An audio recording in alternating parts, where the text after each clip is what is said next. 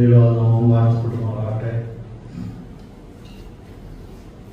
എനിക്ക് വായിക്കുന്ന ഈ രാത്രിയുടെ വേളയിൽ നമുക്കെല്ലാവർക്കും ഇപ്രകാരം ദൈവത്തിൻ്റെ കടന്നു വന്ന ദൈവത്തിൻ്റെ വചനം പഠിക്കുവാനായിട്ട് ഒരവസരം കർത്താവ് തന്നതിനെ ഓർത്ത് ഞാൻ ദൈവത്തിന് സ്തോത്രം ചെയ്യുന്നു.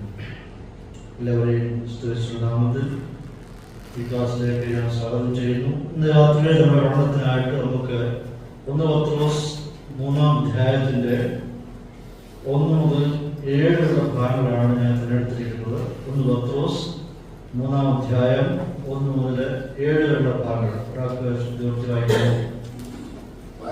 നിങ്ങളുടെ ഭർത്താക്കന്മാർക്ക് കീഴടങ്ങിയിരിക്കുകയും അവരിൽ വലുവരും വചനം അനുസരിക്കാത്ത പക്ഷം ഭയത്തോടുകൂടിയ നിങ്ങളുടെ നിർമ്മലമായ നടപ്പ് കണ്ടറിഞ്ഞ് വചനം കൂടാതെ ഭാര്യമാരുടെ നടപ്പിനാൽ ചേർന്ന് വരുവാൻ ഇടയാകും. നിങ്ങളുടെ അലങ്കാരം തലമുടി പിന്നുന്നതും പൊന്നണിയുന്നതും വസ്ത്രം ധരിക്കുന്നതും ഇങ്ങനെ പുറമേയുള്ളതല്ല, സൗമ്യതയും സാവധാനതയുമുള്ള മനസ്സ് എന്ന അക്ഷയഭൂഷണമായ ഹൃദയത്തിന്റെ ഗൂഢമനുഷ്യർ തന്നെ ആയിരിക്കണം. അത് ദൈവസന്നിധിയിൽ വിലയേറിയതാകുന്നു. ഇങ്ങനെയല്ലോ പണ്ട് ദൈവത്തിൽ പ്രത്യാശ വെച്ചിരുന്ന വിശുദ്ധ സ്ത്രീകൾ തങ്ങളെ തന്നെ അലങ്കരിച്ച് ഭർത്താക്കന്മാർക്ക് കീഴടങ്ങിയിരുന്നത്. അങ്ങനെ സാറ അബ്രഹാമിനെ യജമാനൻ എന്ന് വിളിച്ച് അനുസരിച്ചിരുന്നു. നന്മ ചെയ്ത യാതൊരു ഭീഷണിയും പേടിക്കാതിരുന്നാൽ നിങ്ങൾ അവളുടെ മക്കൾ ആയിത്തീരുന്നു.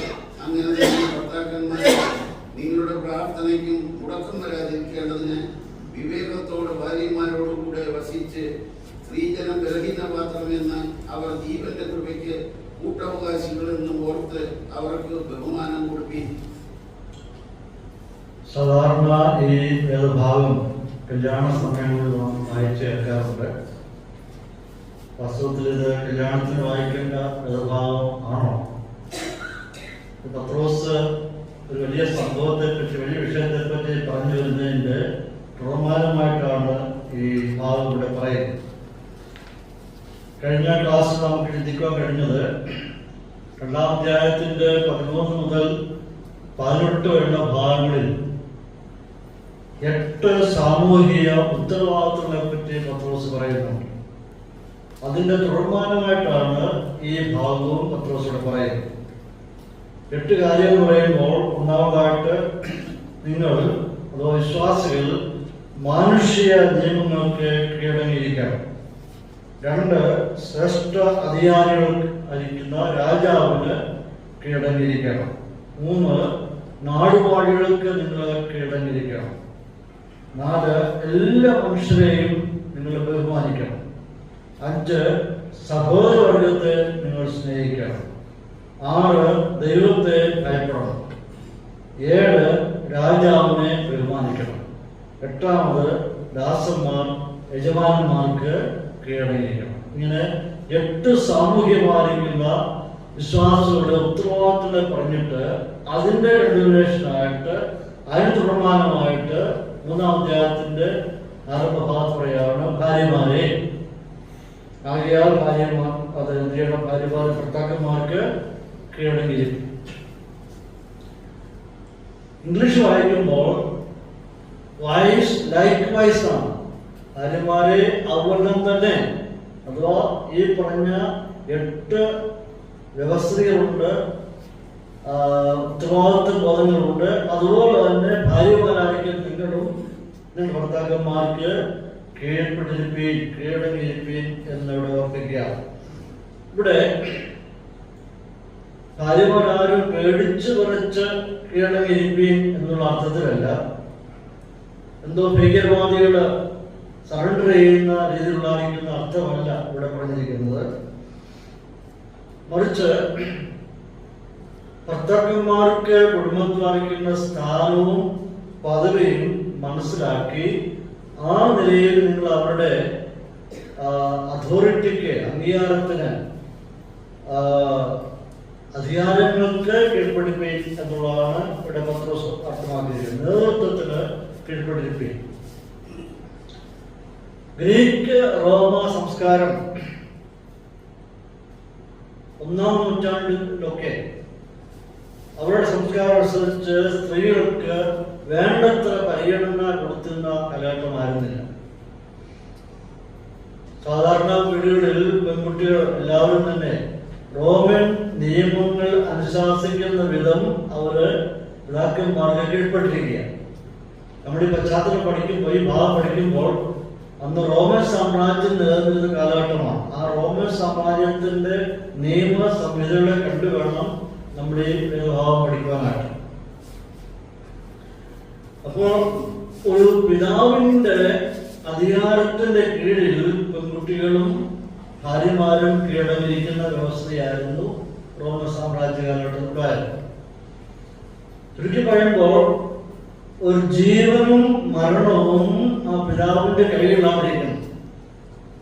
എന്നാൽ ഒരു പെൺകുട്ടി വിവാഹം കഴിച്ച് അയച്ചാൽ ആ പെൺകുട്ടി പിന്നീട് ഭർത്താവിന്റെ അധികാരത്തിൽ കീഴിരിക്കുകയാണ്.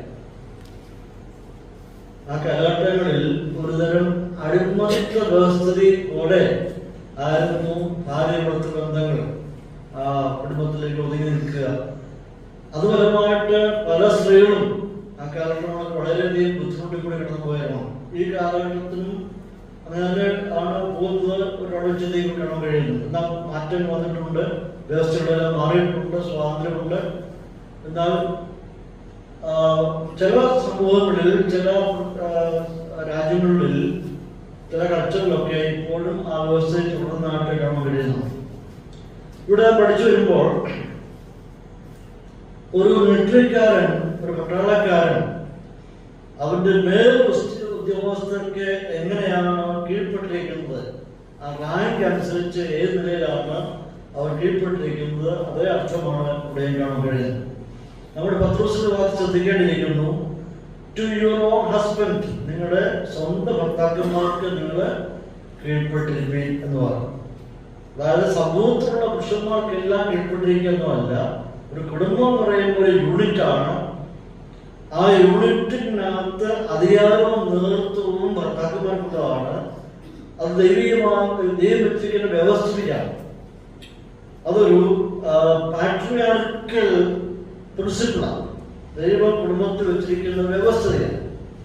ആ വ്യവസ്ഥയ്ക്ക് നിങ്ങൾ കീഴ്പ്പെട്ടിരിപ്പീൻ എന്നാണ് ഇവിടെ പത്രോസ് സൗകര്യമാരോട് ഉദ്ദേശിക്കുന്നത്.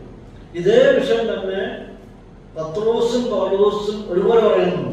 പൗലോസ് തന്റെ എഫെസ്യർ 5:22-21 വാക്യങ്ങളിലും കൊലോസ്യർ 3:18 തീത്തോസ് 2:4-5 ഭാഗങ്ങളിലും ഇത് തന്നെ പൗലോസ് പറയുന്നു. പൗലോസിന്റെ വേദശാസ്ത്രവും പത്രോസിന്റെ വേദശാസ്ത്രവും ഈ വിഷയത്തിൽ തുല്യമാണ്. കാരണം അന്ന് റോമൻ വ്യവസ്ഥയായിരുന്നു. ആ വ്യവസ്ഥയിൽ അനുസരിച്ച് സ്ത്രീകൾ പണത്തിൽ ഭർത്താക്കന്മാർക്ക് കീഴ്പ്പെട്ടിരിക്കുന്ന വ്യവസ്ഥയായിരുന്നു. അത് മാറ്റം വരുത്തിയിട്ടില്ല. അതേ നിലപാടിൽ നിങ്ങൾ മുമ്പോട്ട് പോവുകയും എന്ന് പറയാം. കാരണം പുറം ലോകത്തിൽ നിയമങ്ങൾക്കും നിയമപാലകർക്കും നിങ്ങൾ കീഴ്പ്പെട്ടിരിക്കുന്ന പോലെ കുടുംബത്തിലും അതേ വ്യവസ്ഥയിൽ മുമ്പോട്ട് പോവുകയും ഓർക്കുകയാണ്. ഇതൊരു ദൈവിക വ്യവസ്ഥയാണ്. ദൈവം വെച്ചിട്ടുണ്ടായിരിക്കുന്ന വ്യവസ്ഥയാണ്. ഇവിടെ ഭാര്യ ഭർത്താക്കന്മാരെ പറ്റിയാണ് ഇവിടെ പത്രോസ് ആരംഭം പറയുന്നത്. ഇത് തികച്ചും ആലങ്കാരികമായിട്ടുള്ള ഒരു വിഷയമല്ല, മറിച്ച് അക്ഷരമായിട്ടുള്ളതാണ്. അക്ഷരമായി പാലിക്കപ്പെടാതിരിക്കുന്ന വ്യവസ്ഥയാണ്. പത്രോസ് ചൂണ്ടിക്കാണിക്കുന്നത് ഭാര്യ ഭർത്തൃ ബന്ധം എന്ന് പറയുന്നത് അത് ആഴമേറിയതും കൃത്യമായതും. രണ്ട്, അവരുടെ ബന്ധങ്ങൾ നിലനിൽക്കുന്നതും അത് തീവ്രമായുമായ ബന്ധമാണ്. മൂന്നാമത്തെ പ്രത്യേകത, ഭാര്യ ഭർത്തൃ ബന്ധം എന്ന് പറയുന്നത് സംതൃപ്തിപരവും അത് സന്തോഷകരവുമായിട്ടുള്ള ഒരു ബന്ധമാണ്. ഈ മൂന്ന് നിലകളിൽ ഭാര്യ ഭർത്തൃ ബന്ധം വളരെ സ്ട്രോങ് ആണ്, വളരെ ആഴമേറിയതാണ്. ഇവിടെ കാണാൻ കഴിയുന്ന വസ്തുത, he belongs to her and she belongs to him. അവൻ അവൾക്ക് സ്വന്തമായിരിക്കുന്നു, അവൾ അവന് സ്വന്തമായിരിക്കുന്നു. രണ്ടുപേരും ഈക്വൽ സ്റ്റാറ്റസ് ഉള്ളവരാണ്, തുല്യതയുള്ളവരാണ് ഇരുവരും. അങ്ങനെ ഇരിക്കുമ്പോൾ തുല്യ സ്റ്റാറ്റസ് ഉണ്ട്, തുല്യതയുണ്ട് ഉള്ളത് വസ്തുതയാണെങ്കിൽ തന്നെയും ഈ വ്യവസ്ഥയുടെ മുമ്പിൽ നിങ്ങൾ കീഴ്പ്പെട്ടിരിക്കണം എന്ന് ഓർമ്മിക്കുക. അത് കാരണം ഇത് ദൈവം അത് അംഗീകരിച്ചിരിക്കുന്ന വ്യവസ്ഥയാണ്, ഒരു പാരമ്പര്യമാണ്. അപ്പോൾ തന്നെ ഭാര്യ-ഭർത്തൃ ബന്ധം എന്ന് പറയുന്നത് ഈക്വൽ സ്റ്റാറ്റസ്, തുല്യ നിലവാരത്തിലുള്ളവരാണ്. എന്നാൽ പത്രോസും പൗലോസും ഒരുപോലെ ഓർമ്മിക്കുന്നത് ആ വ്യവസ്ഥയുടെ മുമ്പിൽ നിങ്ങൾ കീഴ്പ്പെട്ടിരിക്കണം ഓർപ്പിക്കുക. എന്താണ് അതുകൊണ്ട് ഉദ്ദേശിക്കുന്നത്? ഇങ്ങനെ കീഴ്പ്പെടുന്നതിന്റെ ഉദ്ദേശം എന്താണ്? കുടുംബത്തിൽ സമാധാനം, ഒരു ക്രമം, ഒരു ചട്ടം, ഒരു നായകത്വം, ഒരു വിധേയത്വം, ശാന്തത, അത് ബഹുമാനം, ആദരവ് ഇത്യാദി ഉള്ള ഒരുപാട് മൂല്യങ്ങൾ, ഗുണങ്ങൾ കുടുംബാന്തരീക്ഷത്തിൽ നിങ്ങൾക്ക് പാലിക്കുവാൻ പറ്റും എന്നാണ് പത്രോസ് ഉദ്ദേശിക്കുന്നത്. രണ്ടാം വാക്യത്തിൽ കടന്നു വരുമ്പോൾ, അടുത്ത ഭാഗത്ത് വരുമ്പോൾ, അവരിൽ വല്ലവരും വചനം അനുസരിക്കാത്ത പക്ഷം ഭയത്തോടുകൂടിയ നിങ്ങളുടെ നിർമ്മലമായ നടപ്പ് കണ്ടറിഞ്ഞ് വചനം കൂടാതെ ഭാര്യയുടെ നടപ്പിനാൽ ചേർന്ന് വരുവാൻ ഇടയാകും എന്നിവിടെ ഓർപ്പിക്കുകയാണ്. ഭാര്യമാർ പുറകെ വിശ്വാസികളായിരിക്കുന്ന ഭാര്യമാർക്കാണ് പത്രോസ്. എന്നിട്ട് അവിടെ ഓർപ്പിക്കുകയാണ്, നിങ്ങളുടെ ഭർത്താക്കന്മാരിൽ ആരെങ്കിലും, അവരിൽ വല്ലവരും വചനം അനുസരിക്കാത്ത പക്ഷം. എന്താണ് അവിടെ പത്രോസ് ഉദ്ദേശിക്കുന്നത്? ഏത് വചനമാണ് അനുസരിക്കാതിരിക്കുന്നത്? ഇവിടെ പത്രോസ് ഉദ്ദേശിക്കുന്നത്, നിങ്ങളുടെ ഭർത്താക്കന്മാർ ആരെങ്കിലും സുവിശേഷം കേട്ടിട്ടും അനുസരിക്കുന്നില്ല എങ്കിൽ, അവർ വിശ്വാസത്തിലിട്ട് വന്നുപെടുന്നില്ല എങ്കിൽ നിങ്ങൾ എന്ത് ചെയ്യണം? അവരുടെ സമീപനം അടുത്തത് എങ്ങനെയായിരിക്കും എന്ന് ഉറപ്പിക്കുക. ഇപ്പൊ പത്രോസ് ഇവിടെ എഴുതുന്നത് വിശ്വാസികളായിട്ടുള്ള ഭാര്യമാർക്കാണ്. അപ്പൊ വിശ്വാസമായിരിക്കുന്ന ഈ ഒരു സ്ത്രീ അല്ലെങ്കിൽ ഒരു ഭാര്യമാർ അവിശ്വാസികളെ കല്യാണം കഴിച്ചതുമായിട്ടുണ്ടായതാണോ? ഒരിക്കലും അങ്ങനെയുള്ള വിഷയമാണ്. പിന്നെ എങ്ങനെയാണ് ഭർത്താക്കന്മാർ അവിശ്വാസികളായി തീർന്നത്? വചനം അനുസരിക്കാത്ത സാഹചര്യം ഉണ്ടാകുന്നതാണ്. തീർച്ചയായിട്ടും നമുക്ക് കാണാൻ കഴിയുന്നത്, ഇവര് കുടുംബസ്ഥനായി പാർത്തിരുന്നു, ഭാര്യമാണ് സുവിശേഷം കേട്ടു, അവരത് അംഗീകരിച്ചു, അവർ സ്വീകരിച്ചു, അവർ ദൈവമക്കളായിരുന്നു. എന്നാൽ ഭർത്താക്കന്മാരെ വചനം കേട്ടിട്ടും അവരത് സ്വീകരിക്കുന്നില്ല, ദൈവമക്കളായി തീർന്നിട്ട് അവർ സുവിശേഷം കേട്ടുകൊണ്ടേയിരിക്കുക.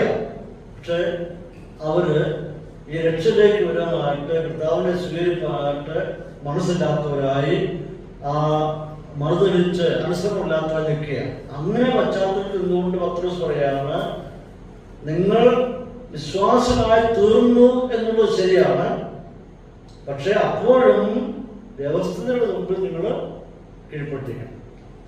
ഭർത്താവ് വിശ്വാസിയായിരിക്കാം, ശരിയായിരിക്കാം, പക്ഷെ ദൈവത്തിന്റെ മുമ്പിൽ വഹിക്കുന്ന വ്യവസ്ഥ, ദൈവം അംഗീകരിച്ചിരിക്കുന്ന വ്യവസ്ഥ, ലോകത്തിന്റെ വ്യവസ്ഥയുടെ മുമ്പിൽ അവിശ്വാസിയായ ഭർത്താവ് വാങ്ങിയ പോലും സ്ത്രീകൾ, ഭാര്യമാർ ആ വ്യവസ്ഥയുടെ മുമ്പിൽ നിങ്ങൾ കീഴ്പ്പെട്ടിരിക്കണം. അവർ ആരെങ്കിലും വചനം അനുസരിക്കുന്നില്ല എങ്കിൽ, സുവിശേഷം കേൾക്കുന്നില്ല എങ്കിൽ, പിന്നെ അടുത്ത നിങ്ങളുടെ സമീപനം എങ്ങനെയായിരിക്കണം എന്ന് ഓർപ്പിക്കുക. അവരോട് ധാരാളം സുവിശേഷം പറഞ്ഞിട്ടുണ്ട്, കേട്ടിട്ടുണ്ട്, പക്ഷെ അവരനുസരിക്കുന്നില്ല. ഇവിടെ ഭാര്യ വചനം അനുസരിച്ചു, ഭർത്താവ് വചനം അനുസരിച്ചിട്ടില്ല. ഒരു വീട്ടിൽ അവിശ്വാസിയായിരിക്കുന്ന ഭർത്താവും വിശ്വാസിയായിരിക്കുന്ന ഭാര്യ, ആ ബന്ധങ്ങൾ തീർച്ചയായിട്ടും അല്പം മുമ്പോട്ട് പോകാൻ വളരെ ബുദ്ധിമുട്ടുള്ള ബന്ധമാണ്. ഒരിക്കൽ ഇവർ രണ്ടുപേരും ഒരേ അവസ്ഥയിലുള്ളവരായിരുന്നു. പെട്ടെന്ന് ദൈവവചനം ഇടപെട്ടപ്പോൾ രണ്ട് അവസ്ഥയിലോട്ട് ഇവർ മാറുകയാണ്. അപ്പൊ അപ്പോഴും പത്രോസ് പറയാണ്, ഭർത്താവ് അവിശ്വാസിയായിരുന്നാൽ പോലും നിങ്ങൾ എന്ത് ചെയ്യണം? ആ വ്യവസ്ഥകൾ അനുസരിച്ച് കീഴ്പ്പെട്ടിരിക്കണം എന്ന് ഓർമ്മിക്കുക. അവൾ ഭർത്താവിനെ കീഴ്പ്പെട്ടിരിക്കണം. അവളുടെ ആഗ്രഹം എന്താണ്? അവരുടെ ആഗ്രഹം എന്ന് പറയുന്നത് ഈ ഭർത്താവും കൂടെ ദൈവകൃപയിലോട്ട് വരണം എന്നുള്ളതാണ് അവിടെ അമിതമായിട്ടുള്ള ആഗ്രഹം. നല്ലൊരു വിശ്വാസ ജീവിതം നയിക്കണമെന്ന് ആഗ്രഹിക്കുന്നുണ്ട്. പക്ഷേ ഭർത്താവ് കേട്ടിട്ടും അതിനോട് അതിനെ സ്വീകരിക്കുവാനോ അംഗീകരിക്കുവാനോ മനസ്സിലാക്കുന്ന തിരികെയാണ്. അപ്പോൾ ഇതുവരെയും വചനവും സുവിശേഷവും ശക്തമായി ഇടപെട്ടുകൊണ്ടിരുന്നു. ആ നമ്മോട് സംസാരിച്ചു. ഒരു മാറ്റം ഉണ്ടാവാൻ വേണ്ടി ഭാര്യമാരെ കാത്തിരുന്നു, പക്ഷേ മാറ്റം ഉണ്ടാവുന്നില്ല. ഒരു പക്ഷേ നിർമ്മാർഗമായിട്ടുള്ള ജീവിതമായിരിക്കാം, അധ്യയനങ്ങളായിരിക്കാം, നിർമ്മാർഗമായിരിക്കാം, അല്ലെങ്കിൽ സ്വരച്ചേർച്ചയില്ലാത്ത ഗൃഹമായിരിക്കാം, നല്ലൊരു ഊഷ്മളമായ ബന്ധങ്ങൾ തമ്മിൽ അത് കാത്തുസൂക്ഷിക്കാൻ പറ്റുന്നില്ല. മാനസികമായിട്ടുള്ള ആഴ്ചകൾ ഒത്തിരി ഉണ്ടായിരിക്കാം. അപ്പോൾ പത്രോസ് പറയുന്നത് ഭാര്യമാരെ ഇനിയും മാറ്റം വരേണ്ടത് എവിടെയാണ്? നിങ്ങളിലാണ് ഇനി മാറ്റം ഉണ്ടാകുന്നത്. ഇതുവരെ സുവിശേഷം പ്രസംഗിച്ചുകൊണ്ടിരുന്നു, സുവിശേഷം അവരിൽ മാറ്റം വരുത്തുമെന്ന പ്രതീക്ഷയിൽ മുമ്പോട്ട് പോയിക്കൊണ്ടിരിക്കുകയായിരുന്നു. പക്ഷേ മാറ്റം ഇതുവരെ വന്നിട്ടില്ല. ഇനിയും അടുത്ത ഘട്ടം മുഴുവൻ നിങ്ങളിൽ മാറ്റം വേണം എന്നുള്ളതാണ്. അപ്പൊ നിങ്ങൾക്ക് ആവശ്യമായിരിക്കുന്നത് എന്താണ്? നിർമ്മലമായിട്ടുള്ള ഒരു നടപ്പ് ആവശ്യമായിരിക്കുന്നു. നല്ല ഒരു പെരുമാറ്റ രീതി നിങ്ങൾ പരിശീലിക്കേണ്ടിയിരിക്കുന്നു. നിങ്ങളുടെ നല്ല പെരുമാറ്റത്തിലൂടെ മാത്രമേ ഇനിയും ഭർത്താവിന്റെ ജീവിതത്തിൽ മാറ്റം ഉണ്ടാവാനായിട്ട് സാധിക്കും. ഇതിപ്പം അടുത്ത ഘടകം പറയുന്നത് നിങ്ങളുടെ ജീവിതത്തിൽ മാറ്റങ്ങൾ ഉൾക്കൊള്ളുവാനായിട്ട് നിങ്ങൾ ശ്രമിക്കുക. ഇവിടെ പറയുമ്പോൾ രണ്ട് കാര്യങ്ങൾ ശ്രദ്ധിക്കേണ്ടിയിരിക്കുന്നു. ബൈ ദ കോൺവെർസേഷൻ, നിങ്ങളുടെ സംഭാഷണങ്ങളിൽ മാറ്റം ഉണ്ടാകണം. ബൈ റവറന്റ് ബിഹേവിയർ, ബഹുമാനത്തോടുകൂടിയിരിക്കുന്ന പെരുമാറ്റത്തിലും മാറ്റം ഉണ്ടാകേണ്ടിയിരിക്കണം. ഇതുവരെ ശക്തമായ സുവിശേഷമായിരുന്നു പ്രസംഗിച്ചുകൊണ്ടിരുന്നത്. ലൗഡ് സ്പീക്കിംഗ് ആയിരുന്നു, ശക്തമായി പ്രസംഗിച്ചുകൊണ്ടിരിക്കുകയായിരുന്നു. ഇനി ആവശ്യമായിരിക്കുന്ന സൈലന്റ് സ്പീക്കിംഗ് ആണ്. ശാന്തമായിട്ടുള്ള സംസാരമാണ് ഇനി ആവശ്യമായിരിക്കുന്നത്. വാക്കുകൾ ഇല്ലാത്ത പ്രസംഗം. ഇവിടെ പത്രോസ് ഉദ്ദേശിക്കുന്ന വിഷയം എന്താണ് മനസ്സിലാക്കണം? നിങ്ങളുടെ ജീവിത രീതികൾ ഇനിയും ഒരു സുവിശേഷമാക്കി നിങ്ങൾ മാറ്റിയെടുക്കണം. സ്വഭാവത്തിൽ മാറ്റങ്ങൾ ഉൾക്കൊള്ളുവാൻ തയ്യാറാകണം. ഇതുവരെ വാക്കുകളിൽ കൂടി നിങ്ങൾ അവരോട് സംസാരിച്ചു കൊണ്ടിരുന്നു, ഇനിയും പ്രവൃത്തികളിൽ കൂടി നിങ്ങളത് സംസാരിക്കേണ്ടിയിരിക്കുന്നു. അതുകൊണ്ട് പത്രോസ് 3 കാര്യങ്ങൾ ഈ സഭാവിശ്വാസികളായിരിക്കുന്ന സ്ത്രീകളോട്, ഭാര്യമാരോട് ആവശ്യപ്പെടുകയാണ്. 1 ഭാര്യമാർ ഭർത്താക്കന്മാർക്ക് കീഴ്പ്പെട്ടിരിക്കണം. 2 ഭാര്യമാർ അവരുടെ ആധിപത്യം അഥവാ സംശുദ്ധമായിട്ടുള്ള ജീവിത നിലവാരം നിങ്ങൾ സൂക്ഷിക്കണം. 3 ഭാര്യ ഭർത്താവിനെ ബഹുമാനിക്കണം. ഇത് 3 കാര്യങ്ങൾ പത്രോസോട് ഓർപ്പിക്കുകയാണ്. ഇത് 3 സഭാജനങ്ങളോടാണ് പത്രോസ് പറയുന്നത്.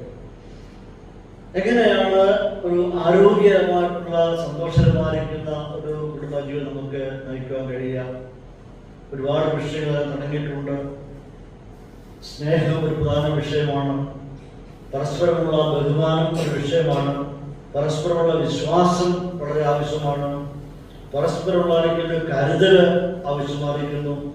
എല്ലാം തുറന്ന് പറയുവാനായിരിക്കുന്ന മനസ്സ് ആവശ്യമായിരിക്കുന്നു.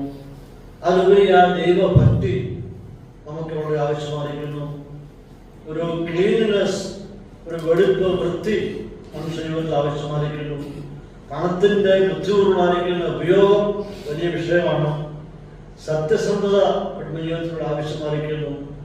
വിശ്വസ്തത ആവശ്യമായിരിക്കുന്നു. ഇങ്ങനെ ബഹുവിധമായിരിക്കുന്ന ഘടകങ്ങൾ ഒരു കുടുംബജീവിതത്തിൽ ആവശ്യമായിരിക്കുന്നു. എങ്കിൽ മാത്രമേ ഒരു സന്തോഷകരമായിട്ടുള്ള ആനന്ദകരമായിട്ടുള്ള ഹെൽത്തി ആയിട്ടുള്ള ഒരു കുടുംബജീവിതം നയിച്ചുകൊണ്ട് മുന്നോട്ട് സാധിക്കത്തുള്ളൂ എന്ന് ഓർപ്പിക്കുകയാണ്. ഇത്രയും കാര്യങ്ങളോട് പറഞ്ഞ ശേഷം, അഥവാ ഈ ആരംഭത്തിൽ 1-2 വാക്യങ്ങൾ പറഞ്ഞ ശേഷം അടുത്ത വിഷയത്തിലൂടെ പത്രോസ് അടയ്ക്കുകയാണ്. ഇവിടെ പത്രോസ് എന്താണ് പറഞ്ഞത്? നിങ്ങൾ കീഴടങ്ങിയിരിക്കണം. ആരെങ്കിലും വചനം കൂടാതെ വചനം അനുസരിക്കാത്ത പക്ഷം ഭയത്തോടുകൂടിയ നിങ്ങളുടെ നിർമ്മലമായ നടപ്പ് കണ്ടറിഞ്ഞ് വചനം കൂടാതെ ഭാര്യമാരുടെ നടപ്പിനാൽ ചേർന്ന് വരുവാൻ ഇടയാക്കി. വചനത്തിൽ കൂടി സുവിശേഷം പ്രസംഗിച്ച് ഒരു വിശ്വാസി വരട്ടെ എന്നുള്ള വലിയ ആഗ്രഹത്തിന്റെ പേരിൽ ഇങ്ങനെ പ്രസംഗിച്ചുകൊണ്ടേ ഇരിക്കുകയായിരുന്നു. മാറ്റങ്ങൾ കാണുന്നില്ല. ഇനി വചനം കുരുടാതെയുള്ള നിങ്ങളുടെ പെരുമാറ്റത്തിൽ കൂടി അവര് വിശ്വാസി വരട്ടെ എന്ന് പത്രോസ് ഓർമ്മിക്കുകയാണ്. അത്രയും പറഞ്ഞ ശേഷം അടുത്ത വിഷയത്തിലോട്ട് ഒരു ബന്ധമില്ല എന്ന് തോന്നുന്ന വിഷയത്തിലോട്ട് പത്രോസ് കിടക്കുകയാണ്. അത് 3-4 വാക്യങ്ങളാണ് അവിടെ വായിക്കുന്നത്. നിങ്ങളുടെ അലങ്കാരം തലമുടി പിന്നുന്നതും പൊന്നണിയുന്നതും വസ്ത്രം ധരിക്കുന്നതും ഇങ്ങനെ പുറമേയുള്ളതല്ല, സൗമ്യതയും സാവധാനതയിലുള്ള മനസ്സെന്ന അക്ഷയപുഷ്ണമായ ഹൃദയത്തിന്റെ ഗൂഢമനുഷ്യൻ തന്നെ ആയിരിക്കണം. അത് ദൈവസന്നിധിയിൽ വിലയിരുത്തുക. അപ്പൊ ആരംഭത്തിൽ പറഞ്ഞ വിഷയത്തോട് ചേർത്ത് വേറെ വിഷയത്തോട് പത്രോസ് കിടക്കുകയാണ്. ഇവിടെ പറയുന്നത് 1-2 വാക്യങ്ങൾ പറഞ്ഞതിന്റെ തുടർമാനമായിട്ടാണ് 3-4 വാക്യങ്ങൾ പറയുന്നത്. ഈ ഭാഗത്ത് ഭാര്യമാരുടെ അലങ്കാരത്തെ പറ്റി പറയുകയാണ്. ആരംഭത്തിൽ എങ്ങനെ ഭർത്താവിന് വിശ്വാസത്തെ കൊണ്ടുവരാം എന്ന് പറഞ്ഞ ശേഷം അവരുടെ അലങ്കാരത്തെ പറ്റി പറയുക. അതെങ്ങനെയാണ് ചേർന്ന് പോവുക? നിങ്ങളുടെ ബാഹ്യമായിട്ടുള്ള അലങ്കാരങ്ങൾ ഒരിക്കലും നിങ്ങളുടെ ഭർത്താക്കന്മാരെ വിശ്വാസത്തോട് കൊണ്ടുവരാനായിട്ട് സാധിക്കുന്നതാണ്. അതിന് നിങ്ങൾ വളരെയധികം ശ്രദ്ധിക്കുന്നു.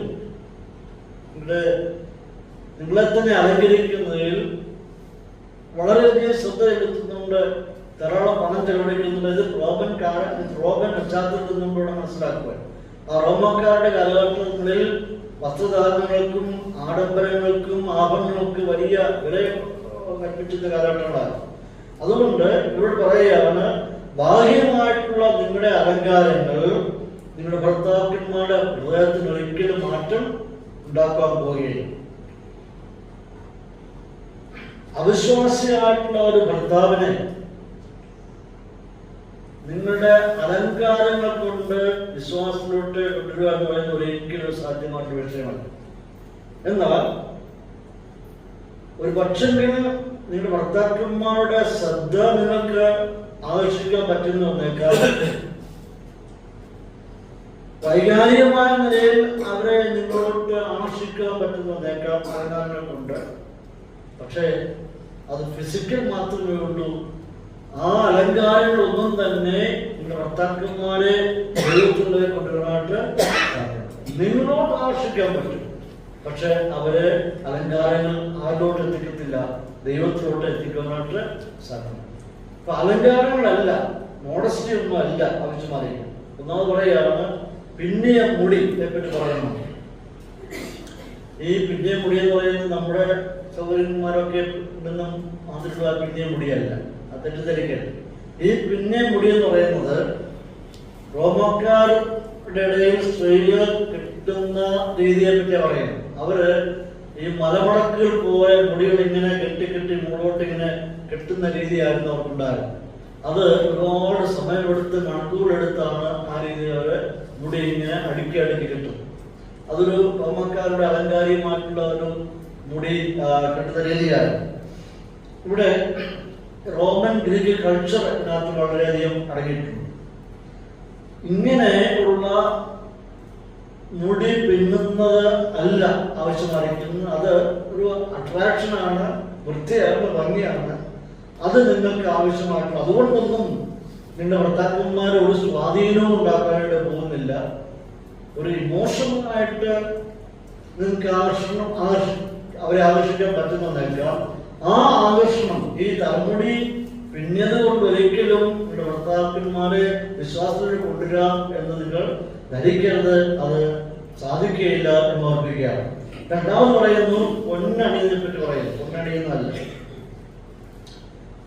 ഈ ഭാഗം നമുക്ക് പഠിക്കുമ്പോൾ പത്രോസിന്റെ വിഷയം എന്താണ് എന്ന് നന്നായി മനസ്സിലാക്കിയ ശേഷം നമുക്ക് ഇതിനെപ്പറ്റി ചിന്തിക്കാൻ പറ്റുകയുള്ളൂ.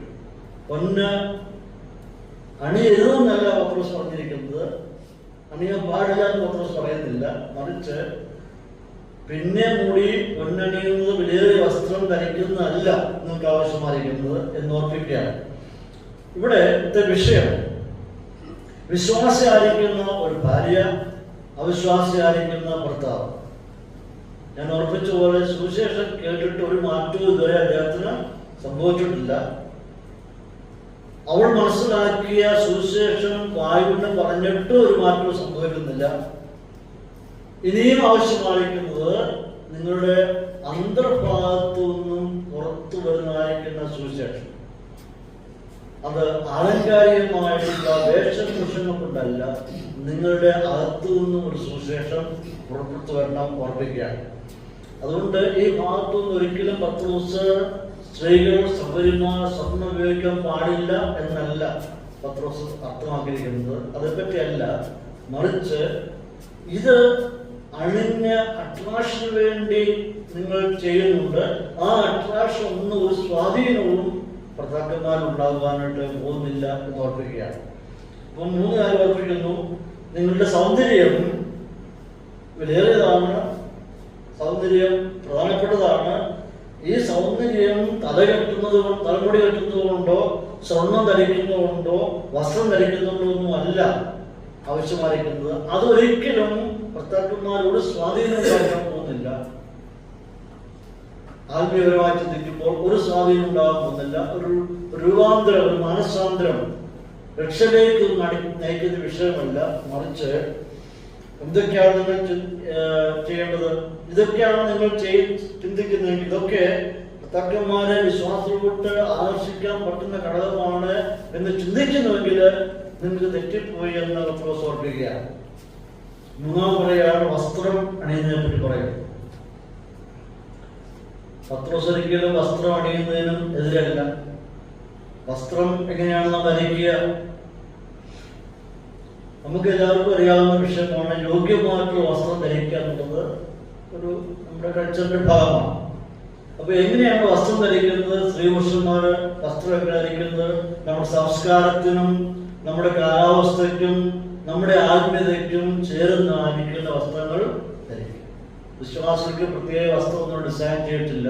പക്ഷെ നമുക്ക് ചെയ്യുവാൻ നമ്മൾ ചെയ്യേണ്ടത് നമ്മുടെ സംസ്കാരത്തിൽ യോജിച്ച വസ്ത്രം, കാലാവസ്ഥയ്ക്ക് ഇണങ്ങുന്ന വസ്ത്രം, ആത്മീയ നിലവാരത്തിൽ യോജിക്കുന്നതായിരിക്കുന്ന വസ്ത്രം. ഇതാണ് നമുക്ക് ആ ഭാഗത്ത് പഠിക്കുമ്പോൾ കാണാൻ കഴിയുന്നത്.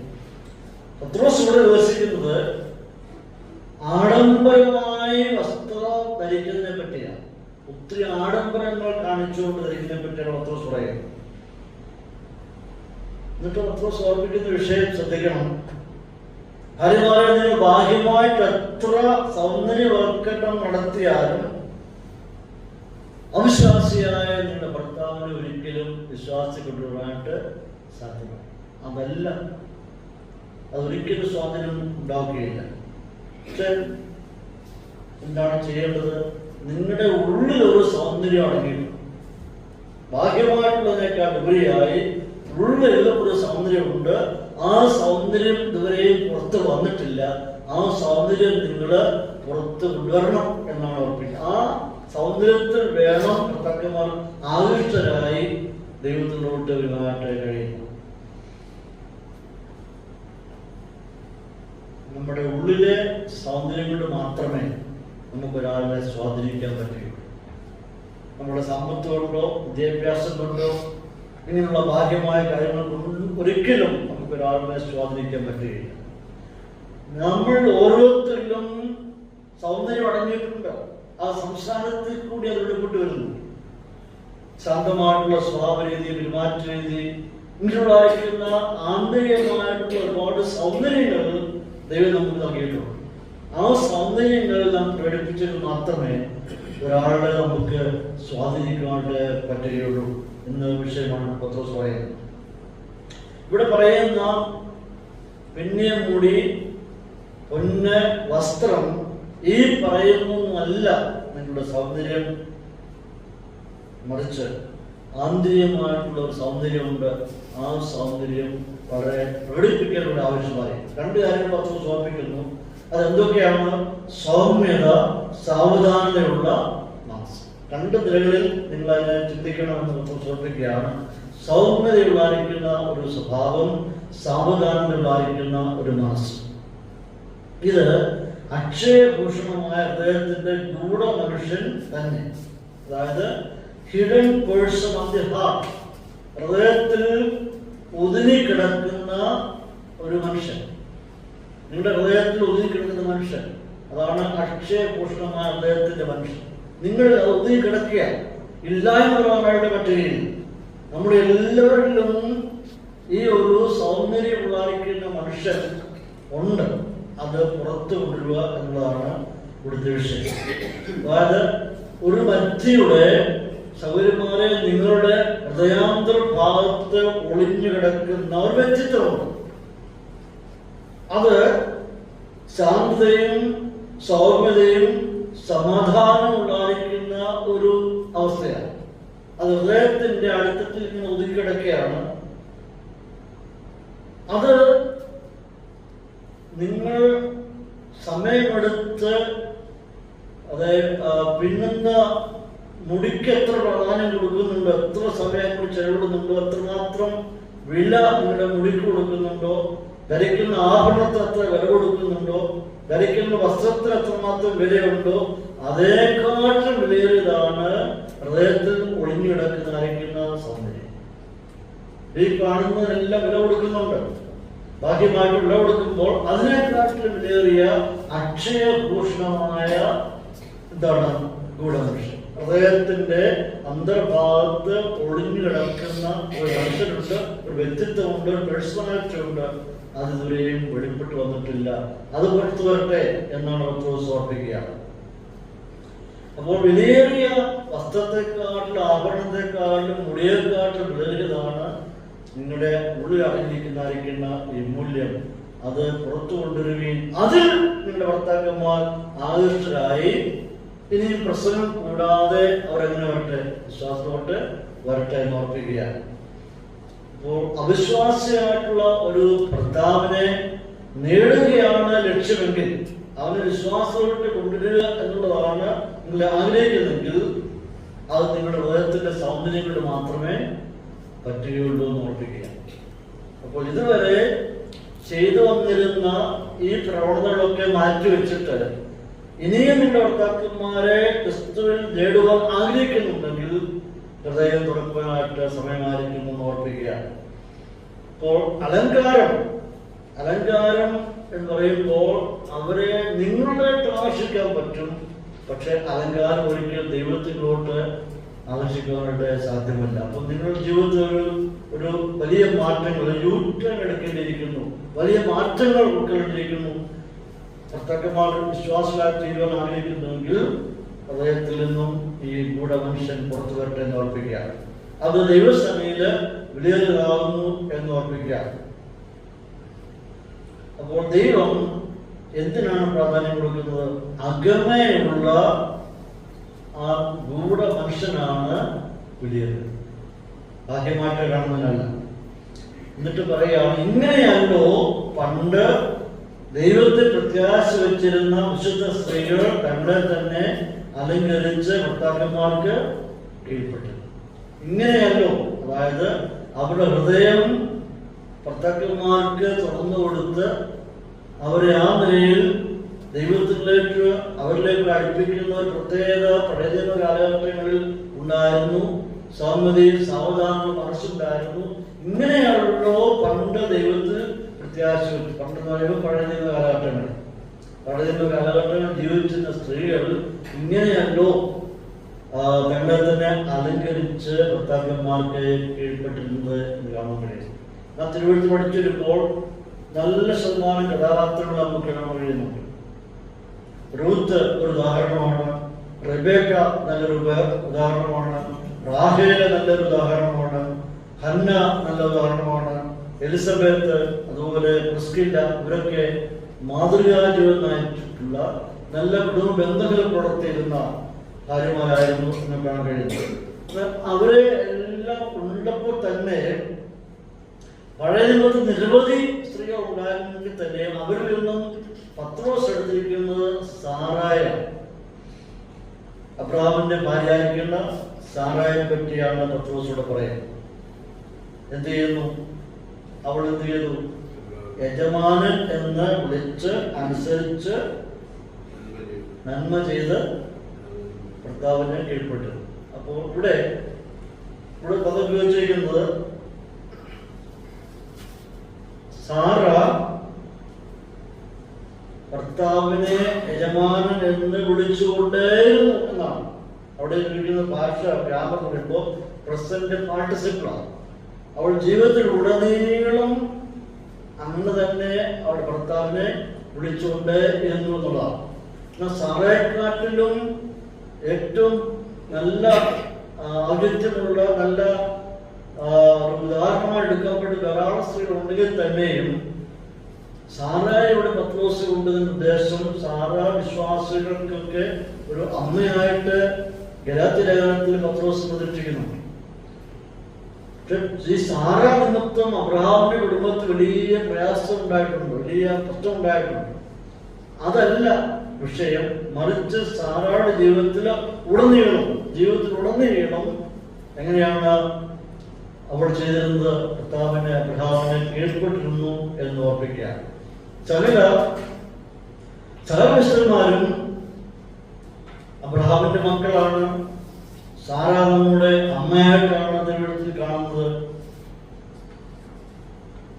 വിശ്വാസികൾ എല്ലാവരും വിശ്വാസത്തിലാണ്, നമ്മളെല്ലാവരും വിശ്വാസത്തിൽ നീതീകരിക്കപ്പെട്ടിരിക്കുന്നവരാണ്. ഇവിടെ പത്രോസ് പറയുന്നത് ഭാര്യമാർ സാറായുടെ പെരുമാറ്റ രീതി മാതൃകയായിട്ട് എടുക്കണം എന്ന് ഓർപ്പിക്കുക. സാറായുടെ പെരുമാറ്റ രീതി അബ്രഹാമിനെ കീഴ്പ്പെട്ടിരുന്ന യജമാനെ കുറിച്ചുള്ള അറിയിക്കുന്ന ഒരു പ്രത്യേക ഒരു പെരുമാറ്റ രീതിയായിരുന്നു. അതുപോലെ സാറായിൽ ഉണ്ടായിരുന്ന ആ പെരുമാറ്റ രീതി നിങ്ങളിൽ വരട്ടെ. ആ പെരുമാറ്റ രീതിയിൽ കൂടി മാത്രമേ നിങ്ങളുടെ ഭർത്താക്കന്മാരെ നിങ്ങൾക്ക് നേടുവാനായിട്ട് പറ്റുകയുള്ളൂ എന്ന് ഓർപ്പിക്കുകയാണ്. അപ്പോൾ നിങ്ങൾ അണിയിച്ചൊരുക്കേണ്ടത് ശരീരത്തെ അല്ല, പിന്നെ എന്തിനെയാണ്?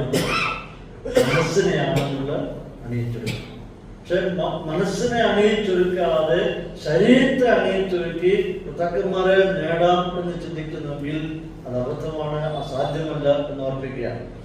1 മുതൽ ഇവിടെ കൊണ്ടുവരുമ്പോൾ അടുത്ത ഏഴാമത്തെ കടക്കുമ്പോൾ 1 മുതൽ 6 വരെയുള്ള ഭാഗത്ത് പത്രോസ് ഭാര്യമാരെ പറ്റി സംസാരിക്കാൻ ഒത്തിരി സമയം എടുക്കുന്നു. 1 മുതൽ 6 വരെയുള്ള ഭാഗത്ത് 7ാമത്തെ വാക്യത്തിൽ കണ്ടുവരുമ്പോൾ അടുത്ത വിഷയം ഭർത്താക്കന്മാർ പറയുക.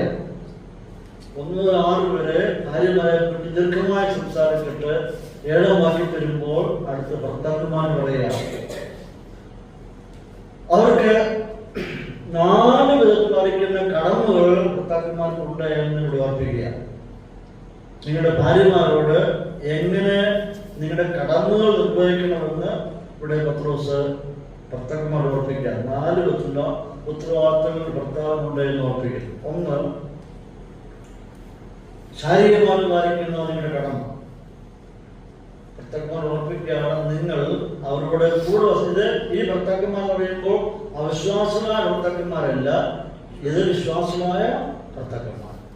ആദ്യത്തെ 1 മുതൽ 6 വരെയുള്ള ഭാഗത്ത് വിശ്വാസമായിരിക്കുന്ന ഭാര്യമാർ അവിശ്വാസമായ ഭർത്താക്കന്മാരോട് എങ്ങനെ പെരുമാറണം ഓർപ്പിച്ചിട്ട് 7ാം വാക്യത്തിൽ വരുമ്പോൾ വിശ്വാസിയായിരിക്കുന്ന ഭർത്താക്കന്മാരോട് പത്രോസ് എഴുതുകയാണ്. 1, നിങ്ങൾ അവരോട് കൂടെ വസിക്കണം.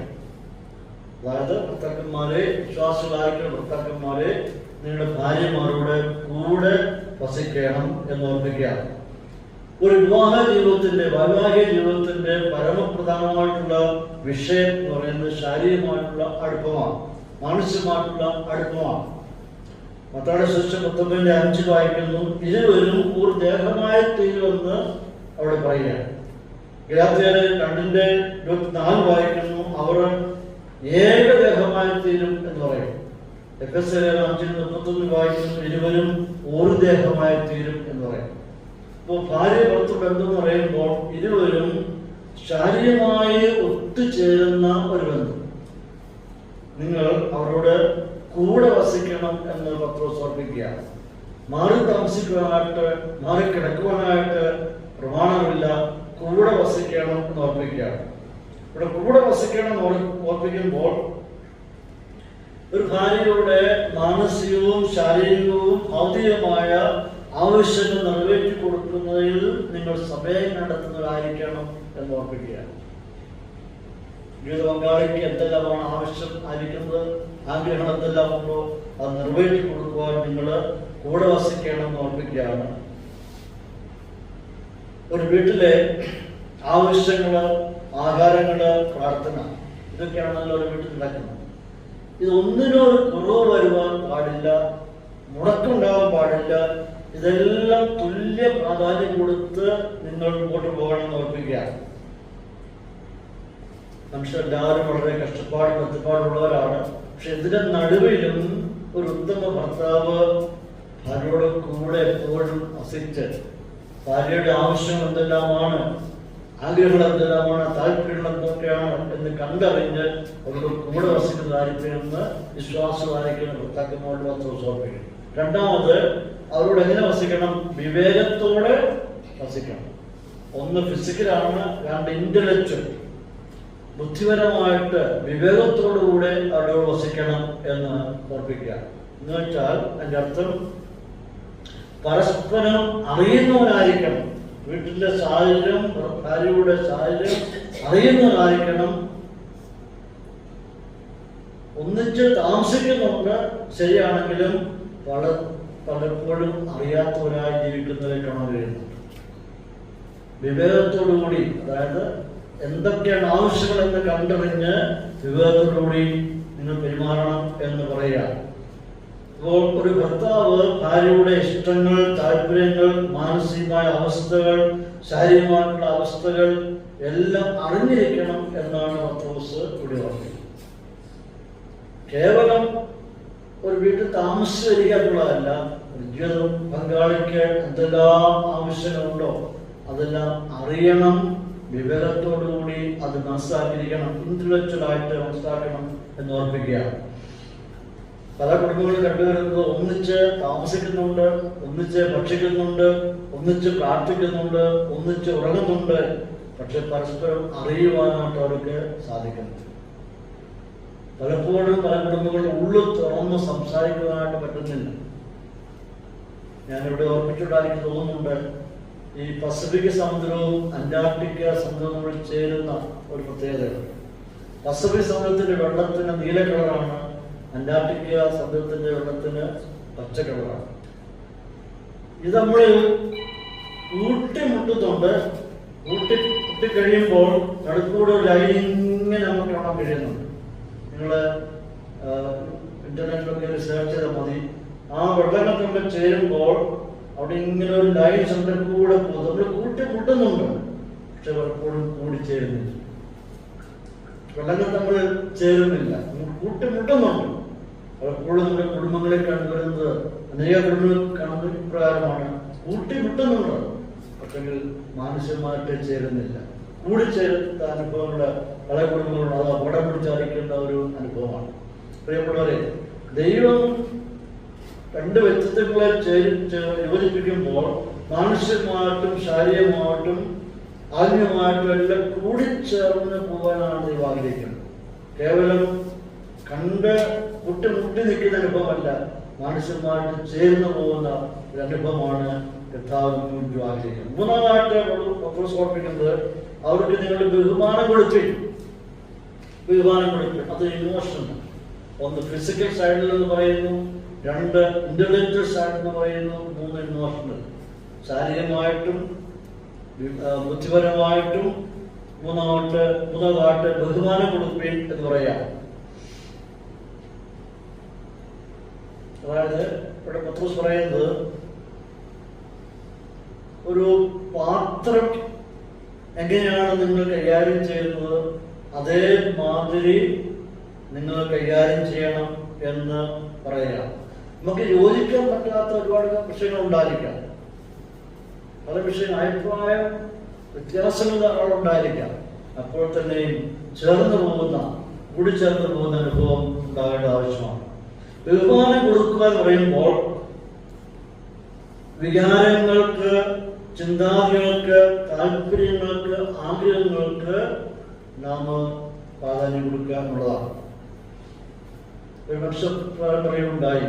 ഒരു ഭർത്താവ് എന്ന് പറയുമ്പോൾ അദ്ദേഹം ഒരു തെർമോസ്റ്റാറ്റ് പോലെയാണ്. തെർമോസ്റ്റാറ്റ് പ്രത്യേകത ഊഷ്മാവിനെ നിയന്ത്രിച്ചെത്തുന്ന യന്ത്രമാണ് തെർമോസ്റ്റാറ്റ് എന്ന് പറയുന്നത്. അതായത് വൈകാരികവും ആത്മീയവും നിയന്ത്രിച്ചു കൊണ്ടുപോകുന്ന വ്യക്തിയായിരിക്കണം ഭർത്താവ് എന്ന് പറയുന്നത്. ഒരു കുടുംബത്തിന്റെ ആ വ്യക്തിയുടെ വൈകാരികമായ അവസ്ഥയും ആത്മീയമായ അവസ്ഥയും എല്ലാം നിയന്ത്രിച്ചു കൊണ്ടുപോകുന്നവനാണ് ആ ഭർത്താവ്. അവന് ഒരു തെർമോസ്റ്റാറ്റ് പോലെയാണ് പ്രവർത്തിക്കുക. രണ്ടാമത് ഭാര്യ എന്ന് പറയുമ്പോൾ അവർ തെർമോമീറ്റർ പോലെ പ്രവർത്തിക്കണം. അത് പറയുമ്പോൾ ശരീരത്തിന്റെ താപനില നോക്കുന്ന യന്ത്രമാണ് തെർമോമീറ്റർ എന്ന് പറയുന്നത്. ഇങ്ങനെ ഓർമ്മപ്പെടുത്തിക്കൊണ്ടിരിക്കുന്നതായിരിക്കും. രണ്ടുപേരെയും ഈ അവസ്ഥയിൽ മുമ്പോട്ട് പോകുമ്പോൾ അതൊരു വലിയ സന്തോഷകരമായിട്ടുള്ള ഒരു അനുഭവമായിരിക്കും. ഭർത്താവ് ഒരു വീട്ടിൽ തെർമോസ്റ്റാറ്റായിട്ടും ഭാര്യ തെർമോമീറ്ററായിട്ടും പ്രവർത്തിച്ചു കഴിയുമ്പോൾ വളരെ സന്തോഷകരമായിട്ടുള്ള ഒരു ജീവിതം അവർക്ക് നയിക്കാൻ കഴിയും. അങ്ങനെയാണെങ്കിൽ നമ്മുടെ മക്കൾക്ക് ദൈവഭയമുള്ള ഒരു കുടുംബത്തിൽ സമാധാന അന്തരീക്ഷത്തിൽ വളരുവാനായിട്ട് സാധിക്കും. മാനസികമായിട്ടും ശാരീരികമായിട്ടും വൈകാരികമായിട്ടും ചേർന്ന് പോകുമ്പോൾ അടുത്ത തലമുറയ്ക്ക് നല്ല അന്തരീക്ഷത്തിൽ വളർന്നു വരുവാനായിരിക്കുന്ന ഒരു അന്തരീക്ഷം നമ്മൾ സൃഷ്ടിച്ചു കൊടുക്കുകയാണ് ചെയ്യുന്നത്. നാലാമത്തെ പത്രോസ് സമർപ്പിക്കുന്നത് ആത്മീയ സ്പിരിച്വൽ സൈഡ്, പ്രാർത്ഥനയ്ക്ക് മുടക്കം വരുത്തരുത് എന്ന് ഓർപ്പിക്കുക. ഭർത്താക്കന്മാർ പറയുകയാണ്, നിന്റെ പ്രാർത്ഥനയ്ക്ക് ഒരിക്കലും മുടക്കം ഉണ്ടാകാൻ പാടില്ല. പത്രോസ് ആയിരിക്കുന്നത് ഭാര്യ ഭർത്താക്കന്മാർ ഒരുമിച്ചിരുന്ന് പ്രാർത്ഥിക്കുന്നവരായിരിക്കണം. മാനസികമായിട്ട് അടുപ്പമില്ല എങ്കിൽ പ്രാർത്ഥന ഉണ്ടാവുകയില്ല. സ്വരച്ചേർച്ച ഇല്ലെങ്കിൽ ഒരിക്കലും പ്രാർത്ഥന ഉണ്ടാവുകയില്ല. അങ്ങനെ മാനസികമായി അടുക്കാതെ പ്രാർത്ഥിച്ചാൽ പ്രാർത്ഥന ഒരിക്കലും ദൈവസ്ഥയിൽ എത്തുകയും, പ്രാർത്ഥന ദൈവസ്ഥയിൽ എത്തണമെന്നുണ്ടെങ്കിൽ ഈ കുടുംബ ജീവിതത്തിൽ ഭാര്യയും ഭർത്താവും മക്കളും തമ്മിൽ ഒരു നല്ലൊരു ചേർച്ച ഉണ്ടാകേണ്ട ആവശ്യമാണ്. അല്ലാതെ എത്രമാത്രം പ്രാർത്ഥിച്ചിട്ടും എന്ത് പ്രയോജനമാണുള്ളത്? ഏതെങ്കിലും കാരണവശാൽ മാനസികമായി പൊരുത്തപ്പെട്ടു പോകാൻ പറ്റാത്ത സാഹചര്യം ഉണ്ടാവുകയാണെങ്കിൽ എന്ത് മുടങ്ങിപ്പോകുന്നു? പ്രാർത്ഥന മുടങ്ങി. അതല്ലേ വസ്തുത. പലപ്പോഴും പല കുടുംബങ്ങളിലും പ്രാർത്ഥന മുടങ്ങിപ്പോകാറുണ്ട്. എന്തെങ്കിലും അഭിപ്രായ വ്യത്യാസം ഉണ്ടാകുമ്പോൾ നാം മുടക്കുന്ന രണ്ട് വിഷയമുണ്ട്. ആഹാരം വേണ്ടാന്ന് നോക്കും, ചില പ്രാർത്ഥന വേണ്ടാന്ന് നോക്കും. അവസാനം വിശന്ന് കഴിയുമ്പോൾ ഭക്ഷണം വന്ന് കഴിക്കും, പ്രാർത്ഥിക്കാൻ വേണ്ടി പിന്നെയും പട്ടിക. കാരണം എങ്ങനെയാണ് പ്രാർത്ഥിക്കുന്നത്? പത്രോസ് വ്യക്തമായിട്ട് ഓർമ്മിക്കുകയാണ്, ഭർത്താക്കന്മാരെ നിങ്ങളുടെ പ്രാർത്ഥനയ്ക്ക് ഒരിക്കലും തുടക്കം. അപ്പോൾ പ്രാർത്ഥന മുടക്കാതെ മുമ്പോട്ട് കൊണ്ടുപോകും. ഒരു കുടുംബത്തിൽ പ്രാർത്ഥനയുടെ അന്തരീക്ഷം എപ്പോഴും ഉണ്ടായിരിക്കണം. പ്രത്യേകിച്ച് ഭാര്യഭർത്താക്കന്മാർ പ്രഭാതത്തിൽ എഴുന്നേറ്റ് പ്രാർത്ഥിക്കുന്നവരായിരിക്കണം, സന്ധ്യയിൽ പ്രാർത്ഥിക്കുന്നവരായിരിക്കണം, പിന്നെ 14 മണിക്കൂറുള്ള സമയം കിട്ടുമ്പോഴൊക്കെ ഇൻഡിവിജ്വലായിട്ട് പ്രാർത്ഥിക്കണം. ഈ രണ്ട് കുടുംബ പ്രാർത്ഥന വളരെ പ്രധാനപ്പെട്ട വിഷയമാണ്. അതാണ് നമ്മളിൽ പോസിറ്റീവ് എനർജി ഉണ്ടാക്കുന്നത്. ഒരു ദിവസത്തേക്ക് ആവശ്യമായിട്ടുള്ള എനർജി, ഊർജം പ്രാർത്ഥനയിൽ കൂടി ലഭിക്കുന്നതാണ്. അത് ഭാര്യ ഭർത്താക്കന്മാർ ഐക്യത്തോടു കൂടി പ്രാർത്ഥിച്ചു കഴിയുമ്പോൾ നമുക്കുണ്ടായിരിക്കുന്ന ഒരു ഉന്മേഷം, ഊർജം, അത് വലിയ വിലയേറിയതാണ് ഓർത്തിട്ട് കഴിയും. അപ്പോൾ ഇവിടെ നിങ്ങളുടെ മനസ്സുമായിട്ട് ചേർന്ന് പോകുന്നില്ല എങ്കിൽ നിങ്ങളുടെ പ്രാർത്ഥന ഒരിക്കലും അവിടെ എത്തുകയില്ല. അതുകൊണ്ട് പ്രാർത്ഥന ഒരിക്കലും മുടങ്ങിപ്പോകരുതെന്ന് ഓർപ്പിക്കുകയാണ്. 127 സംഗീതത്തിൽ വായിക്കുന്ന എങ്ങനെയാണ്? ഒരു ഭർത്താവ് അവൻ യഹോവഭക്തനായിരിക്കണം, ദൈവത്തെ ഭയപ്പെടുന്നവനായിരിക്കണം, ഭാര്യ വീട്ടിനകത്ത് അവളൊരു മുന്തിരിവള്ളിക്ക് സമാനമായിരിക്കണം, മക്കൾ എങ്ങനെയുള്ളവരായിരിക്കണം? ഒരു കൈകൾ പോലെ ആയിരിക്കണം. നല്ലൊരു കുടുംബ അന്തരീക്ഷമാണ് 127 സംഗീതക്കാരൻ പറയുന്നത്. എങ്ങനെ ഒരു കുടുംബ ജീവിതം അന്തരീക്ഷം എങ്ങനെ ആയിരിക്കണമെന്ന് 127 സംഗീതത്തിൽ കാണാൻ കഴിയുന്നുണ്ട്. ഒരു ക്രിസ്തീയ സഭയിലോട്ട് കടന്നിരുമ്പോൾ റോമൻ ഗ്രീക്ക് സംസ്കാരത്തിൽ സ്ത്രീകൾക്ക് വലിയ പ്രാധാന്യം കൊടുത്തിരുന്നില്ല. എന്നാൽ സഭയിലോട്ട് കടന്നിരുമ്പോൾ, ക്രിസ്തീയ സഭയിലോട്ട് കടന്നിരുമ്പോൾ ഭാര്യയ്ക്ക് ബഹുമാനം കൊടുക്കണം. അവൾ കൂട്ടാവകാശി, ജീവന്റെ കവിക്ക് കൂട്ടാവകാശി എന്ന് പറയാം. ബഹുമാനം കൊടുക്കേണ്ട ആവശ്യമായിരിക്കുന്നു. അവളും നിന്നെപ്പോലെ തന്നെ ജീവന്റെ കൃപയ്ക്ക് കൂട്ടവകാശി എന്ന് ഓർപ്പിക്കുക. അപ്പൊ ദൈവത്തിന്റെ വ്യവസ്ഥ എന്താണ്? പരസ്പരം സഹായിക്കുന്നവരായിരിക്കണം ഭാര്യ ഭർത്താക്കന്മാര്. 2, പരസ്പരം സ്നേഹിക്കുന്നവരായിരിക്കണം. 3, പരസ്പരം കരുതുന്നവരായിരിക്കണം. 4, പരസ്പരം സംരക്ഷിക്കുന്നവരും ആയിരിക്കണം. എന്നിട്ട് പത്രോസ് ഓർപ്പിക്കുകയാണ്, സ്ത്രീകൾ ബലഹീന പാത്രം എന്നറിഞ്ഞ് എന്ത് ചെയ്യണം? അവർക്ക് എന്താ കൊടുക്കേണ്ടത്? അവർക്ക് ബഹുമാനം കൊടുക്കും. അവര് ബലഹീന പാത്രം. വാസ്തവത്തിൽ പുരുഷന്മാരും സ്ത്രീകളും ബലഹീന പാത്രങ്ങളാണ്. അവർ രണ്ടുപേരും പാത്രങ്ങളാണ്. പുരുഷന്മാരെ സംബന്ധിച്ചിടത്തോളം അവരൊരു ചൈന ചട്ടി പോലെയും സ്ത്രീകൾ ചൈന പാത്രം പോലെയാണ്, പ്ലേറ്റ് പോലെയാണ്. ചീനച്ചട്ടി ഉണ്ടല്ലോ, ആ താഴെ വീണ പൊട്ടത്തില്ല, സൗണ്ട് മാത്രം കേൾക്കും. അതേസമയത്ത് ചീന പ്ലേറ്റ് ഉണ്ട്, ആ താഴെ വീണ എന്ത് ചെയ്യുന്നു? പൊട്ടി. രണ്ടും ചൈനയുടെ സാധനങ്ങളാണ്. പക്ഷെ ഒന്ന് വീണാൽ പൊട്ടത്തില്ല, ഒന്ന് വീണാൽ പൊട്ടി. പുരുഷന്മാരെ സംബന്ധിച്ചിടത്തോളം പറയുന്നത് അവർ ചീന ചട്ടിക്ക് തുല്യരാണ്. അത് താഴെ വീണു ശബ്ദം കേൾക്കും, അത്രയേ ഉള്ളൂ, പൊട്ടിപ്പോകുന്നില്ല. പക്ഷെ ഒരു പാത്രം ഉടഞ്ഞു പോകും. പത്രോസ് പറയുന്നത് അവർ ബലഹീന പാത്രമാണ്, ഏത് സമയത്തും ഉടഞ്ഞു പോകാനായിട്ടുള്ള സാധ്യതയുള്ളവരാണ്. അതുകൊണ്ട് അവർക്ക് ആ നിലയിൽ പാലിക്കുന്ന ബഹുമാനം കൊടുപ്പിൻ എന്ന് ഓർപ്പിക്കുക.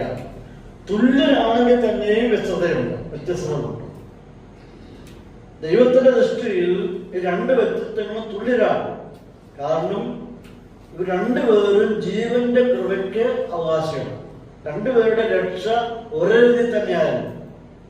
രണ്ടുപേർക്ക് 2 രീതിയിലുള്ള രക്ഷയല്ല, രണ്ടുപേർക്ക് ഒരേ രീതിയിലുള്ള രക്ഷയാണ് ലഭിച്ചിരിക്കുന്നത്. ജീവന്റെ കൃപയ്ക്ക് അവകാശികളാണ്. തുല്യരാണെങ്കിലും വ്യത്യസ്തയുണ്ട്, ശാരീരികമായിട്ടുള്ള വ്യത്യസ്തത. അതുകൊണ്ട് അവർക്ക് ബഹുമാനം കൊടുപ്പിൻ ഓർപ്പിക്കുകയാണ്. ഇവിടെ പത്രോസ് ഓർപ്പിക്കുന്നു, അവരുടെ ജീവന്റെ കൃപയ്ക്ക് അവകാശികൾ, grace of life, gift of life. അവർക്ക് പ്രാപിച്ച രക്ഷയും പുരുഷന്മാർ പ്രാപിച്ച രക്ഷയും ഒരേ രീതിയിൽ തന്നെയാണ് ഓർപ്പിക്കുക. രണ്ടുപേരും എങ്ങനെയാണ് രക്ഷയപ്പെട്ടിരിക്കുന്നത്? കൃപയാലാണ് രക്ഷയപ്പെട്ടിരിക്കുന്നത്. ഭാര്യയ്ക്ക് ഒരു രീതിയിലും ഭർത്താവിന് വേറെ രീതിയിലുമല്ല, ദൈവത്തിന്റെ രക്ഷ ഒരേ രീതിയിലാണ് ലഭിക്കുന്നത്. അവര് ജീവന്റെ കൃപയ്ക്ക് കൂട്ടവാസികൾ എന്നറിഞ്ഞുകൊണ്ട് അവർക്ക് ബഹുമാനം കൊടുപ്പിക്കുന്നത്. അഥവാ നീ പ്രാപിച്ച അതേ രീതിയിൽ തന്നെയാണ് നിന്റെ ഭാര്യയും എന്ത് പ്രാപിച്ചിരിക്കുന്നത്? രക്ഷ പ്രാപിച്ചിരിക്കുന്നത്. അപ്പൊ എന്ത് വ്യത്യാസമാണ് ദൈവമായി നിൽക്കുമ്പോൾ? അപ്പൊ തുല്യ പ്രാധാന്യം അവർ കൊടുക്കണം എന്ന് ഓർപ്പിക്കുകയാണ്. ശാരീരികമായിട്ടുള്ള ഘടനയ്ക്ക് മാത്രമേ ഉള്ള വ്യത്യാസം, ആത്മീയമായ അവസ്ഥയ്ക്ക് ഒരിക്കലും മാറ്റമില്ല. നിങ്ങളുടെ ഇരുവരുടെ രക്ഷ ഒരേ രീതിയിലായിരിക്കുന്നുണ്ട്. ആ രീതിയിൽ അവർക്ക് പരിഗണന കൊടുക്കണം എന്ന് ഓർപ്പിക്കുകയാണ്. അപ്പൊ ഇവിടെ കടന്നുവരുമ്പോൾ നമുക്ക് പഠിക്കാൻ കഴിഞ്ഞത്, ഗ്രീക്കുകാരും റോമക്കാരും സ്ത്രീകൾക്ക് ഒരിക്കലും ബഹുമാനമോ ആദരവോ കൊടുത്തിരുന്നില്ല. യഹൂദന്മാരുടെ ഇടയിലും ഇതേ വ്യവസ്ഥിതി അവർ തുറന്നുകൊണ്ടേയിരുന്നു. ദേവാലയങ്ങളിലും സിനഗോഗുകളിലും ഇതേ അവസ്ഥ തന്നെയാണ് നമുക്കുണ്ടായിരുന്നത്. വലിയ ബഹുമാനം കൊടുത്തിരുന്നില്ല. എന്നാൽ ക്രിസ്തീയ സഭയിലോട്ട് വരുമ്പോൾ, വിശ്വാസത്തെ കടന്നു വരുമ്പോൾ ഒരു വിപ്ലവകരമായിട്ടുള്ള മാറ്റമാണ് കാണാൻ കഴിയുന്നത്. സഭയിൽ, ക്രൈസ്തവ സഭയിൽ റോമൻ ഗ്രീക്ക് വ്യവസ്ഥയില്ല, മറിച്ച് തുല്യ പ്രാധാന്യം, തുല്യരായി തീരുകയാണ്. വിപ്ലവകരമായിരിക്കുന്ന ഒരു മാറ്റം അവിടെ ഉണ്ടാവുകയാണ്. ആരാധനയിൽ തുല്യ പ്രാധാന്യം അവർക്കുണ്ട്. ദൈവത്തിന്റെ മുമ്പാകെ അവർ നിൽക്കുമ്പോൾ അവർ തുല്യരാണ് എന്നാണ് കാണാൻ കഴിയുക. അപ്പോൾ ദൈവത്തെ ആരാധിക്കുന്നതിൽ ലിംഗ വ്യത്യാസമില്ല, യാതൊരു വ്യത്യാസം ഇവിടെ ഇല്ല. എല്ലാവർക്കും ഒരേ രീതിയിൽ കൃപാസനത്തോട് അടുത്ത് പ്രവർത്തിക്കുന്ന അവകാശം നൽകിയിരിക്കുകയാണ്. ഏത് സമയത്ത് നമുക്ക് സ്ത്രീ പുരുഷ വ്യത്യാസം കൂടാതെ ദൈവത്തിന്റെ കൃപാസനത്തോട് അടുത്ത് പ്രവർത്തിക്കുന്ന അവകാശം നൽകിയിരിക്കുകയാണ്. അപ്പോൾ അവർ ജീവന്റെ കൃപയ്ക്ക് കൂട്ടവകാശം അറിഞ്ഞുകൊണ്ട് നിങ്ങൾ അവർക്ക് ബഹുമാനം കൊടുപ്പീൻ എന്ന് ഓർപ്പിക്കുക. അപ്പോൾ സ്ത്രീകൾ ചെയ്യുന്നത് ഭർത്താക്കന്മാർക്ക് കീഴ്പ്പെട്ടിരിക്കുക, പുരുഷന്മാരെന്ത് ചെയ്യണം? സ്ത്രീകളെ ബഹുമാനിക്കുക. അപ്പോൾ 8 ഇവിടെ പറഞ്ഞ 2 10 അവസ്ഥകളെ പറ്റിയാണ് ഇവിടെ കാണുന്നത്. ഒന്നാമത്തെ അവസ്ഥ പറയുമ്പോൾ നമുക്ക് കാണാൻ കഴിയുന്നത്